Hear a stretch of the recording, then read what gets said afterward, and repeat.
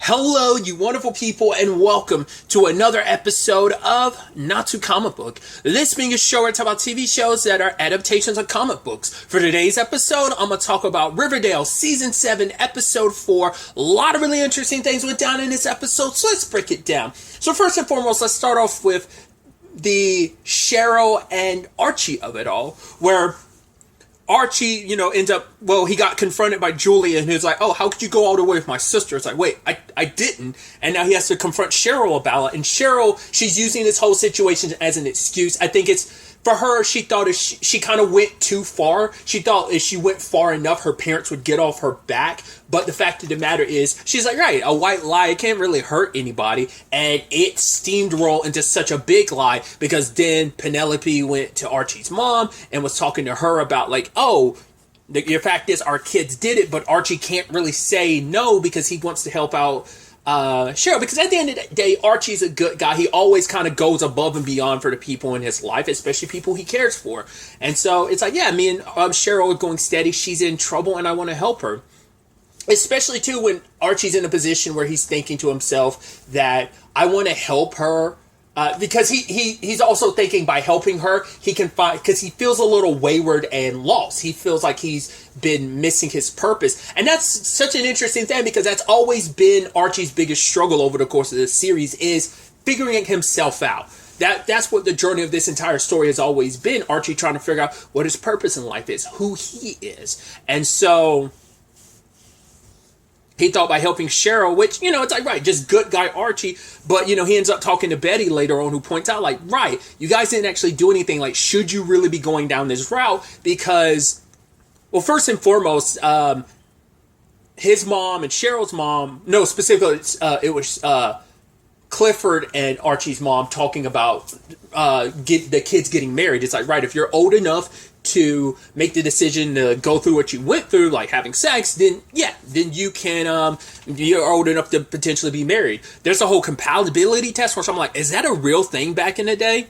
And it's like, oh, like that's why I was almost saying too, like, isn't it like, especially it felt like they were really forcing it because for one, it's the whole aspect of, oh, like you come from similar backgrounds. It's like, no, she comes from a very like aristocratical like background, barons and baronesses, and he's like, yeah, my dad talked about how my family survived the Dust Bowl, like some people in my family survived the Dust Bowl. Like it doesn't, but it felt like they were just kind of like, yep, checklist.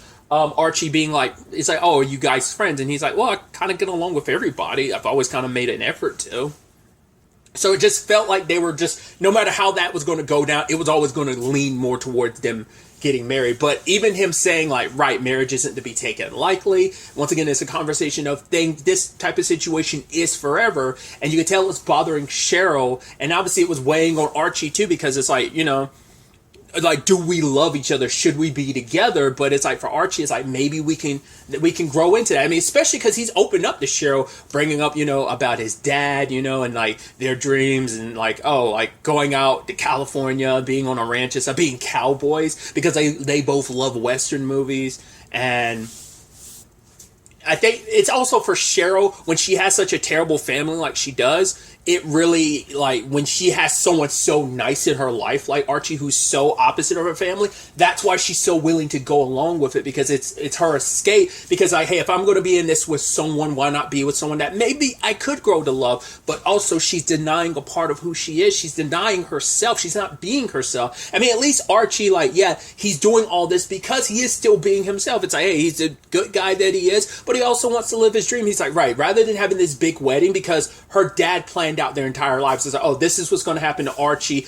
This is what your life is going to be like. Well, it's like, well, we were thinking maybe we stay at my parents' house. And he was like, oh, no, you're not going to stay at that hovel. So, because also, like, Archie's mom isn't the biggest fan of the Blossoms. She specifically always stayed away from them, saying that, Clifford's a war profiteer and stuff like that. So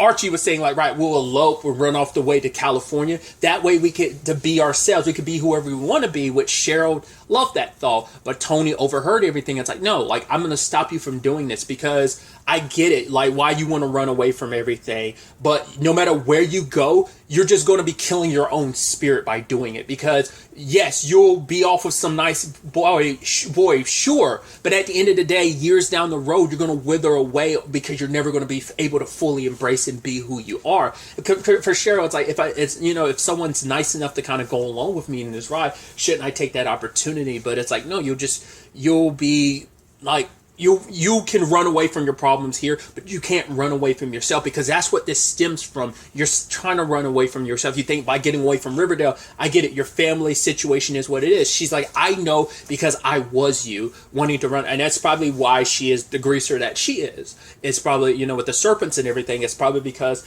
like, if I remember correctly, like, I know she had some family issues in the original timeline because of coming out, didn't she? I think her grandma accepted her, but her grandmother's issues was Cheryl. It's like, oh, you can't date a Blossom because of the history with the Blossoms. I think that was it. I don't think it was ever a situation. Oh, she might have had. Like I said, I vaguely feel like I remember her saying. I don't remember. I might be making that up because I don't remember if she said she came out to her grandma and her grandmother like accepted her, or whether it was kind of a slow road on that regard. And now it's like also like, oh, you're dating Cheryl Blossom and that's an issue. So, but Archie wanted to run away with her, but Cheryl was like, no, it's not. It's not fair and it's not right. Like, you are good and you're going to make some woman you'll meet some girl who will want to run away to California with you, but it's just not me. Why don't you, maybe she's right next door. And it's like, what are you? It's like, Betty. It's like, interesting. Because earlier on, like, in the episode, Betty was trying to talk Archie out of doing this. Because it's like, right, it's really sweet that you want to do that. But we're talking about your entire life. And also the fact is, do you actually love Cheryl? Because wanting to help someone and love is two very different things. Yes, they can overlap, but it is like we're talking about two very different things. And you're in that situation, and it's like, oh, my dad wants to sit down with you. And then she was like, Betty. Like, she had like some like, there was some like stank in the way she said Betty's name. Now it's because like, oh, because she probably saw the way Betty liked Archie and was trying to convince him out of all of this. So maybe that's why. Because she's like, I see the way Betty looks at you. Like, she, maybe she'll be the girl that you can write one of your poems to. And he's writing one for her later on, but before he could go take it to her, he has to deal with, hey, Uncle Frank shows up. And his mom brought Frank in to kind of knock some sense into him. Now, I'm wondering, did Archie finally tell his mom the truth? Like, hey, him and Cheryl never did it? Or did she find out that they were going to elope and run away? Like, did he leave a letter or something like that? So it's like, hey, your dad's not around, but I'm going to be here to kind of fill that in. I don't think Uncle Frank's going to have the issues that he had. Obviously he was on the run when he originally came into Archie's life and stuff, kind of running away from his past. And I don't know if we're going to necessarily have that, but hopefully, I mean, it might be the thing of, once again, even if his mom knows all the truth about what happened, it's still the thing of, yeah, but it's like, you aren't the kid that I thought you were. But it's also because Archie's in the process. I mean, it's high school, and it's it's a time when you are figuring yourself out. Like I said, the parallels of, yeah, like he was trying to figure himself out. I mean, not even just then, even like coming back, but it's like, it's true to who Archie is. Archie's always been like, hey, I'm gonna help people out. I want to help people. So I don't know if that's going to lead to a military situation like it did in the original Riverdale, where he was like, hey, he ended up joining the army. Obviously, that came with its pluses and its minuses, obviously. So I wonder if the same thing going to happen in this regard. Because his dad was a military guy too, so I don't know if his mom would be too keen of it, but it's like, it's the time. So if something like that happens, I don't know if Frank is going to push Archie towards that or not, but we'll have to wait and see where that goes. But we do have the Tony and Cheryl of it all. So it's like, oh, so that's going to work out in this reality? But once again, it's like, when everything's undone, where are these companies going to sit? Because it's like, they're setting up some interesting stuff. First, let's stay on the Tony and Cheryl thing. Obviously, present day, they're not together. It was Cheryl and Heather, and Tony and Fangs are together, but Fangs is with Midge in this time frame. In fact, kind of keeping the parallels, Fangs and Midge are having a kid together. She's pregnant, and so it's like a thing of, well, what do we do? Is that a real thing that you could use to, like, like I don't know if there's like scientific evidence behind that or not, or is that maybe like an old school thing of side like experiment way of finding someone's pregnant, injecting your pee into a frog and then seeing if the frog lays a whole bunch of eggs overnight. Yeah, and obviously we find out Midge is pregnant. So, and trying to ask for Midge's family's hand and like ask for Midge's hand in marriage from her family. It's like that's a no-go because of who he is. And Tony's going like, hey, we're going to reinvent you. We're going to turn you to a rich rock star because you kind of want to be rock star status now, but we're going to turn you into a rich rock star. Then like before you got 4 months until Midge starts actually showing that she's pregnant. So got that time frame to get rich and famous, and that way you re-propose to her, and her family's gonna have no choice but to accept it. So I think that's sweet in that regard, but also being there for Cheryl as well because she likes Cheryl because it's not just like a like you, because that was my issue last episode. I want to say I felt like I like that's why I felt so conflicted because first and foremost I knew Tony was doing it. It was coming from a good place of like I see what you're going through. And it's because I've been there myself, and I wish I had someone to kind of help guide me through. I mean, who knows? Maybe Tony did have someone who helped guide her through her sexuality and come to terms with who she is. That part of herself, no longer kind of denying it, and she sees Cheryl and the turmoil Cheryl's in. I mean, but also it comes down to the situation of, I mean, it's the direct parallel between her and Cheryl as, the Kevin and Clay situation. But either way, she's not as like, I mean, Clay's pretty apparent about his intentions, like he likes Kevin, but it feels like Tony's like intentions are even more clear. She's super blunt about it. She's like literally whacking Cheryl over her head with a foam baseball bat, being like, I like you. I really, really like you.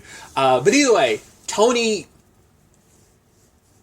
like I said, I just felt like Tony was kind of pushing someone who wasn't ready to come out yet. But it wasn't really just like, hey, you have to come out to the world. It's about coming out to yourself because that's the person that matters the most. Because everyone else in your life, that's secondary. You have to be comfortable with who you are first. And once again, that kind of hit, obviously I'm not in a situation where I have to, it's like in a sexuality front, like I'm like, I'm not sure where I stand, but I understand the whole like not being comfortable with yourself situation in a general sense. So I connect in that regard, and so Tony ended up giving her a book. It's like, right, like hopefully this will help you figure things out, and not for me, but for yourself. And I think Cheryl really liked that because for one, it just it's nice having, because that's why she liked having Archie, because it felt like nice to have someone in a corner and seeing like, no, Tony's in my corner. It isn't just about how she feels about me or whatever. It's like she wants what's best for me. She wants me to do this for me, and it's like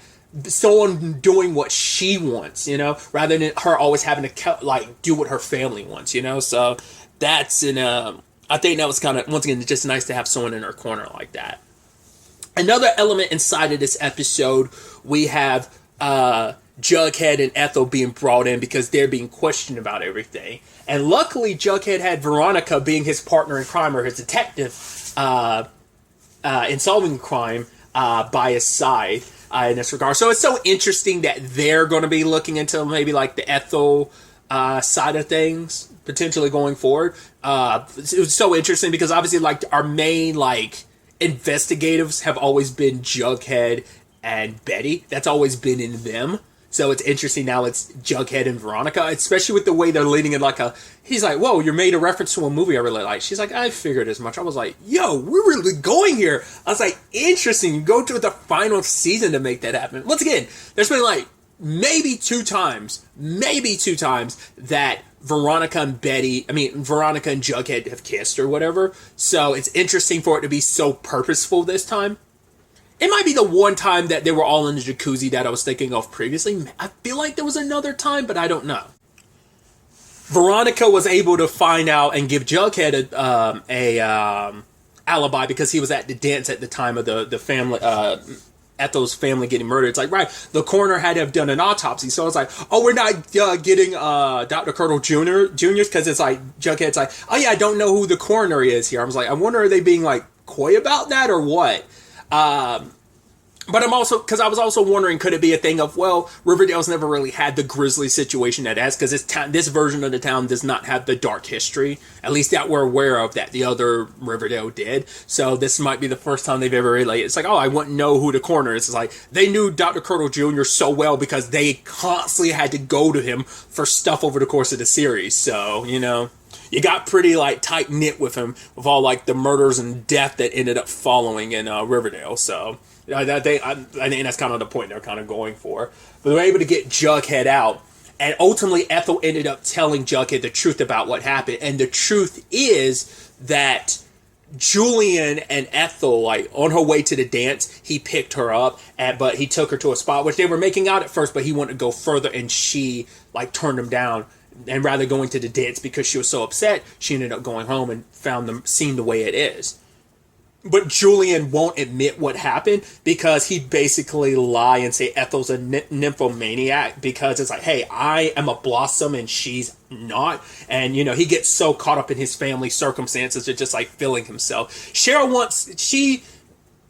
it's like, hey, I'm a Blossom, but she pulls away from that a lot more just because of the connotations that come with being a Blossom, whereas Julian embraces it. I mean, but it also speaks volumes of the time frame, and also the fact is, he's the boy of the family, she's the girl, so, like, obviously, they are going to be treated very differently. What's kind of expected of them is very different, so Jughead and, Veronica confronted him, and the reason why he was with Ethel because he was just like, oh, just because it was easy, like it was just kind of cheap thrills. And Jughead did not put up his fisticuffs, bam, laid Julian out. It was like, he's like, you're disgusting, you're scum of the earth. I'm not gonna let you talk about my friend. You took advantage of my friend Ethel, and you were gonna tell the police the truth. I was like, because like Julian had never gotten rocked like that before because he's a Blossom. He's been so, I'm better than everyone. It's like, yeah.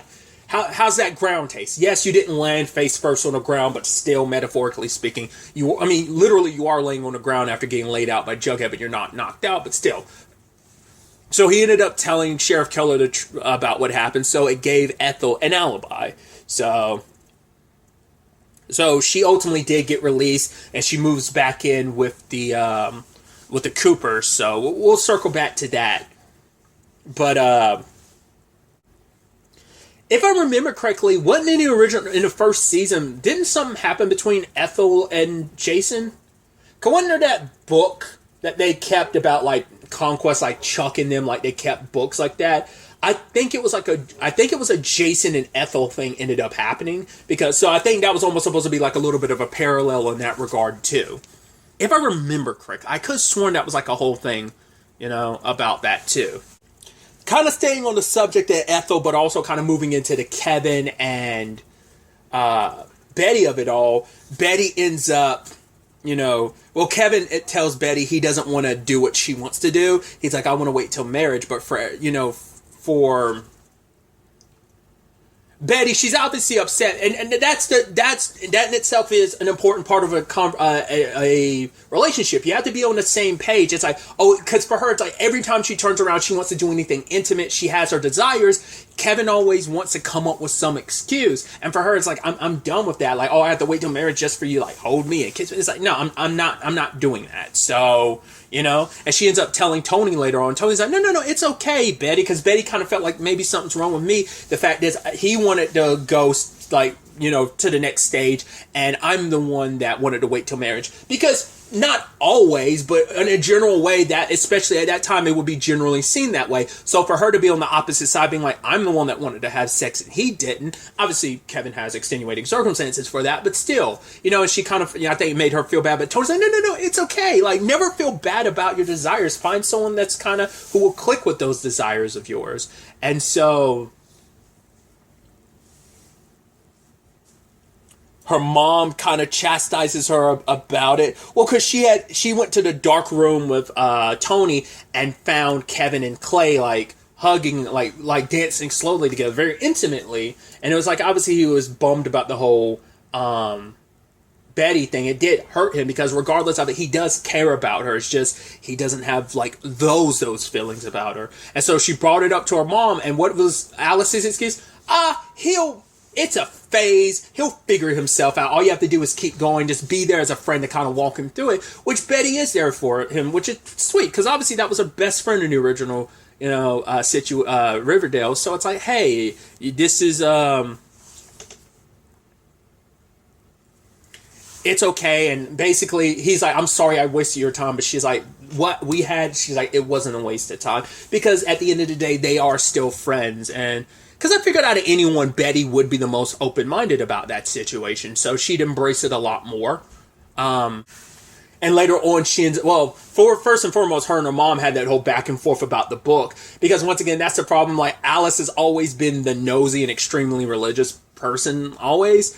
Like I said, I think it's because I don't know whether it's 100% the her and Hal thing, or whether there's other extenuating circumstances. You'd assume it's the Hal stuff, like the fact that she pushed so hard for, like, hey, like, why are you pushing these high school students together so much? It's like, right, if they break up, they break up. If they're not a match, they're not a match. Like, why are you forcing that so much? And now you're getting on Betty because Betty's more willing to discover more about sex and reading this book, which I'm sure in her perspective, in the 60s perspective of, oh my God, this is smut.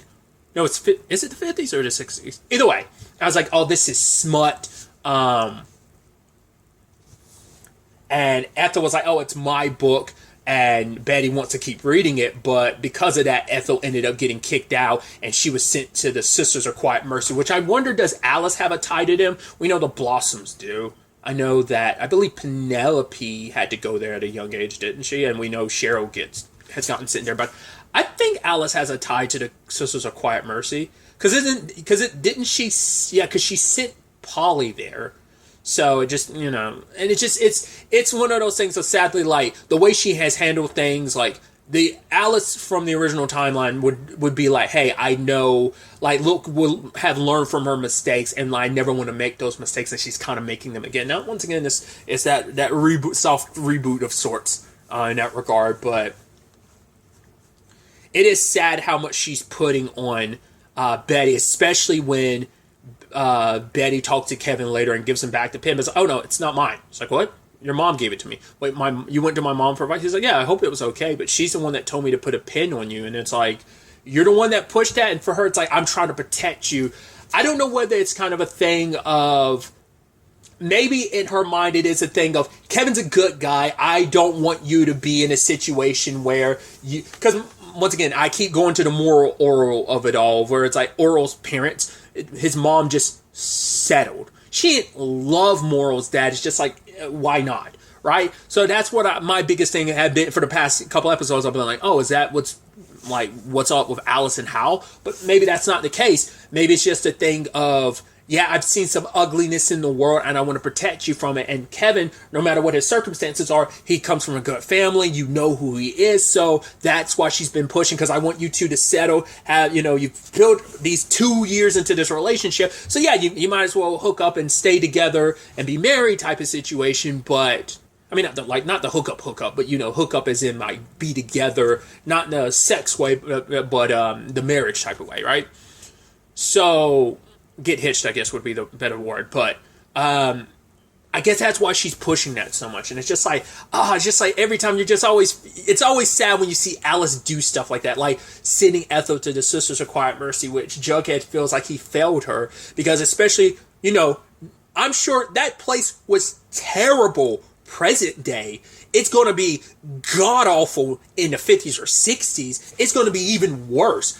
Once we know they did some, like, terrible, terrible shit present day. So it's like, it can only be 1,000 times worse, especially in a time period like this, So hopefully something can be done to help Ethel out of that circumstance. It's like Alice didn't even think and care, because it's like, right, she didn't want Ethel being such a negative influence. It's like the girl that you decided to take into your home because of what happened to her family, you were quick to toss her out the moment you felt like she was having a negative influence on your daughter. It's like, no, that was already there. It was budding already for Betty, and she's kind of starting to see her mom for who she is right now. So things are complicated on all fronts, obviously, for Betty, for Archie. But, we have the little Veronica and Jughead thing to kind of end it off with them making up. But obviously, there's still kind of the stipulation of, hey, my friends still in the circumstances she are. So we'll see if they're able to remedy that. I did like that we are just building that more and more. Like Veronica's, oh, you could stay over to Pembroke. He's like, oh, really? I mean, I'm kind of used to kind of doing my own thing, and it's like I also want to find hot dog, and my train car kind of got tossed, so she spruced the place up. And it's like I feel like little orphan Annie to you, Daddy Warbucks, and it's like very true in this regard. So. I don't know. Once again, these couplings, sadly, they're not going to work out. But you almost go like, maybe they will, because we have no idea how that Tabitha situation is going to play out. Like, when that's all said and done, like, they go, there's no way they're going to remember any of this when, like, Riverdale becomes what it's supposed to be at the very end of the series. There's no way they're actually going to remember any of this. But it's still like, are the couplings going to go back to what they originally were? We'll ultimately have to wait to see how this all plays out. Ultimately, where all of this ends up taking us going forward into the next episode. But really, that's all I wanted to talk about. Until the next time we meet, be happy, be safe, live life to the fullest, and enjoy it. Good day, and goodbye.